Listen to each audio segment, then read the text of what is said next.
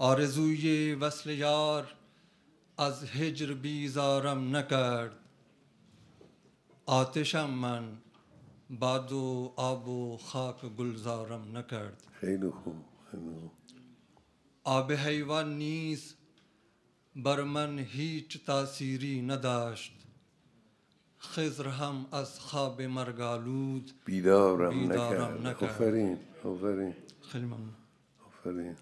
سرخوشم از لذت تکرار ذکر یا حبیب. روح ایارم اسیر دام اغیارم نکرد. آفرین، آفرین. اشکهایم را ببین و آب رویم را مریز.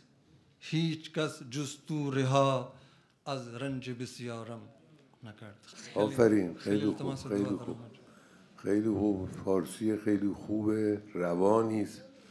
شما تونستید شعر بگید، الحمدلله. آرزوی دیرینه من بود که امروز رسیدم به آرزوی خودم که جلوی شما شعر بخونم. خیلی خوب بود. التماس دعاتون. بله، یعنی این شعر اگر چنانچه خونده بشه هیچ کس فکر نمیکنه که یک غیر فارسی زبان این شعر رو گفت.